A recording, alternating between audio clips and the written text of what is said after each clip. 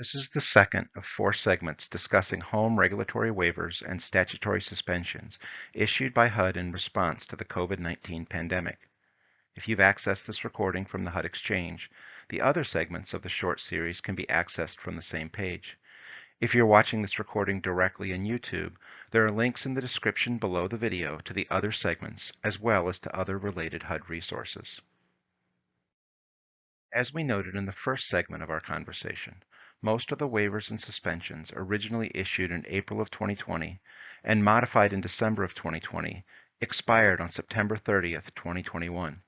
We'll go over those in more detail in Part 3. The September 27th, 2021 HUD memo did extend some of the waivers and suspensions further. 2 of those, related to ongoing property inspections, were extended through December 31st of 2021 and are now expired. 3 others, the suspension of the maximum per unit subsidy, the waiver of the 4-year project completion deadline, and the waiver allowing PJs additional time to respond to HUD findings, were extended through March 31st of 2022. Finally, the match waiver was extended through September 30th of 2022. The September memo extended 2 waivers related to inspections through December 31st of 2021. The first of these allowed PJs to delay periodic inspections of home-assisted rental properties, and the second allowed a PJ to delay annual re-inspections of TBRA units. Both of these waivers expired at the end of last year. However, the September memo did extend the time period by which a PJ needs to conduct those delayed or postponed rental inspections, giving 180 days, which works out to June 30th, 2022. Remember that HUD never waived requirements related to progress and completion inspections on rental development projects or on inspection requirements related to home ownership projects. The lead-based paint rules were never waived either. So even for emergency TBRA, lead-based paint visual inspections were still required when applicable to a specific unit. So what should a PJ do if it had previously elected and used this waiver? The HUD waiver encouraged PJs to conduct inspections during the waiver period when it was safe for both tenants and staff, and to respond promptly to any tenant complaints regarding unsafe conditions. However, for those inspections that were due during the waiver period of April 10, 2020 to December 31, 2021, but were not conducted, PJs should be planning to conduct the makeup inspections as soon as it is safe for both staff and tenants, and create a monitoring schedule to ensure the makeup, rental, and TBRA inspections occur by the deadline. The September memo also extended the maximum per unit subsidy suspension and waiver that was originally provided by the December 2020 memo. This waiver allows PJs to invest additional home funding over and above the standard maximum per unit subsidy when necessary to address increased development costs arising from the pandemic, such as increased material costs resulting from supply chain disruptions. So this waiver, if the PJ has elected it, continues to apply to projects for which home funds are committed prior to March 31st, 2022, or for projects which are underway and additional funds will be committed within the extended waiver period. The waiver of the maximum subsidy does not alter the core requirement that PJs underwrite all projects and determine that costs are reasonable. And when increasing the home investment in a project that has both home and non-home units, PJs must still complete the cost allocation process to ensure that the designation of home units at least meets the fair share requirement.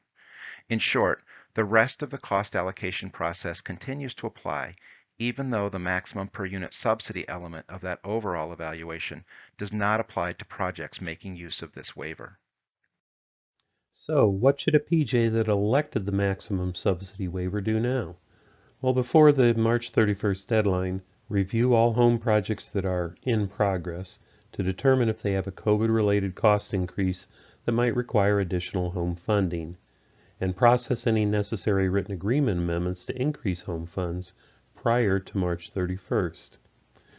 If amendments to the written agreement are required, HUD recommends that the PJ review the entire agreement to determine if there are any other parts of the agreement that can be cleaned up while processing the funding amendment.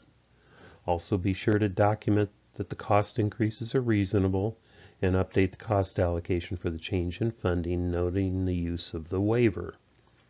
Furthermore, since waivers can also be used for new project commitments of home funding made prior to March 31st, 2022, PJ should review project commitments that are currently being processed, and if the waiver is needed for such projects, make sure the commitments are fully executed prior to the deadline. Remember, increases in funding and commitments made after the waiver expires will be subject to the maximum subsidy limits, which may affect the amount of home funds that can be provided or might increase the number of assisted units required. So please be sure to act before March 31st. Next, the September memo extended the waiver of the 4-year project completion deadline through March 31st of 2022. As we record this, that deadline is fast approaching. As we mentioned earlier, PJs that already elected any of the suspensions or waivers that were extended further by the September memo do not need to re-notify HUD of their intent to continue the use of those waivers, except for this one. If a PJ intends to make use of the 4-year completion deadline waiver on a project whose original deadline would have fallen during this extension period, that is between October 1st of 2021 and March 30th of 2022, the PJ does need to notify HUD and identify the specific projects for which you intend to use this extended waiver. That notice must be made prior to the project's regularly scheduled 4-year deadline. You cannot elect this waiver after the fact. If a project's regular deadline fell within the prior waiver period, for example, it would have been on August 15th of 2021, and the PJ had previously elected the waiver of the 4-year project completion deadline, no additional notification is required for that project, and its deadline has been extended through March 31st. Since the March 31st deadline is approaching, we urge PJs to review their development portfolios for projects that are stalled or slow moving. The Home Activities Report for open projects can be used to identify projects at risk. It can be accessed through the link on the screen or the Reports section of the Home Program page on the HUD Exchange.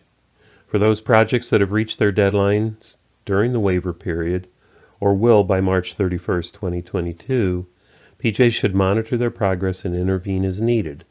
If the project still isn't going to be complete by the extended deadline, the PJ should notify HUD and submit the request as soon as possible if a 1-year extension will be needed. Finally, if you are not familiar with the 4-year deadline or the process to request an extension, please refer to Notice CPD 2001, also accessed on the HUD Exchange. The September memo also provided a waiver of the timeline for PJs to respond to HUD findings. Under the regular or standing requirements, PJs are provided with 30 days to respond to HUD findings. The waiver allows HUD to provide, or for a PJ to request, additional time to respond to findings, and was intended to respond to both the working conditions experienced during the pandemic, with many PJ staff still working remotely, and the need for PJs, in many cases, to put increased attention on responding to the pandemic. This waiver was also extended through March 30th of 2022. So if you're a PJ still working through findings with HUD and didn't before, you may want to elect this waiver now. Even if you've already elected the waiver, be sure to discuss any additional time you may need to respond to HUD with your field office. And in the meantime, continue to work expeditiously to address the findings and implement corrective actions. The final waiver extension relates to the match requirement. Because the COVID-19 pandemic ultimately resulted in a nationwide disaster declaration, the original April 2020 memo allowed every PJ to elect a full match waiver for the federal fiscal years of 2020 and 2021. Remember, match is an issue that is measured by the federal fiscal year on a timeline of October 1st through September 30th. So it doesn't line up to the calendar year, and for most PJs, it also does not line up to your program year. We assume that virtually every PJ, in fact, elected this waiver. Assuming your PJ did, the September 2021 memo extends that match waiver by 1 additional year through the end of federal fiscal year 2022, which means through September 30th of this year. But as we noted in Part 1, if your PJ did not elect the match waiver for 2020 or 2021, it cannot be elected retroactively. And if you want to use the match waiver for 2022, You must notify HUD as soon as possible if you had not previously elected this waiver.